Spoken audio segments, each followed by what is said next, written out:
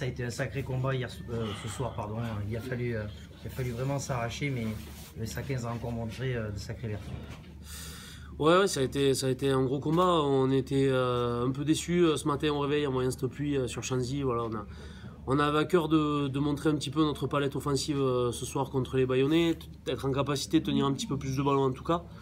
Bon, mais voilà, les conditions ont fait qu'il a fallu se reconcentrer sur une conquête dominante, sur un jeu un peu plus fermé, une capacité dans le défi physique à agresser un peu ces Bayonnais. Ça a été très compliqué, on a mis beaucoup de temps, mais par nos propres fautes, on a perdu énormément de ballons, 16 ballons perdus sur la première mi-temps. Bon, mais voilà, on rentre au vestiaire à 3-3, il n'y a rien à dire. Mais en même temps, vous vous attendiez à autant les manger en termes d'envie? Parce que quand même, on a vu qu'une équipe principalement osée ce soir. Je manquerais de modestie de dire oui, voilà, on ne savait pas trop comment les Bayonnais allaient aborder ce match. Voilà.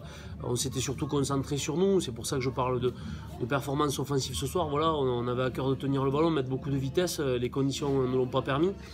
Maintenant, les manger autant dans la vie, j'ai vu une première mi-temps avec des Bayonnais qui quand même nous ont agressés, qui ont gagné des duels, qui nous ont fait exploser les ballons dans les contacts. On a mis quand même 40 minutes avant de rivaliser avec cette densité bayonnaise.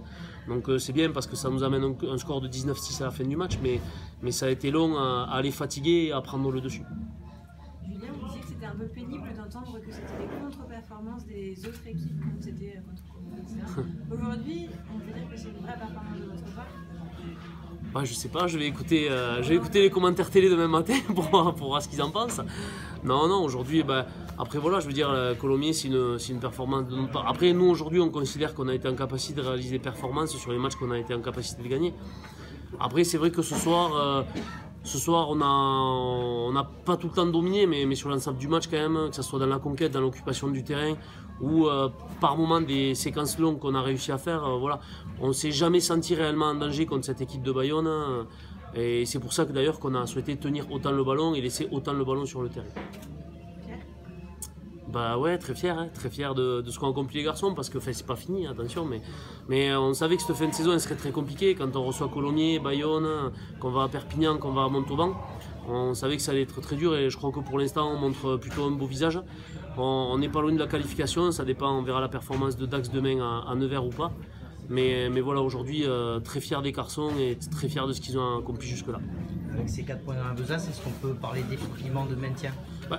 Comptablement non, aujourd'hui, voilà, après il faudrait que Dax gagne à Nevers avec un bonus offensif. Bon, pourquoi pas? Voilà, Nevers a bien gagné à Bayonne avec un bonus offensif. Donc on va rester modeste et garder un petit peu d'humilité, on va se recentrer sur nous.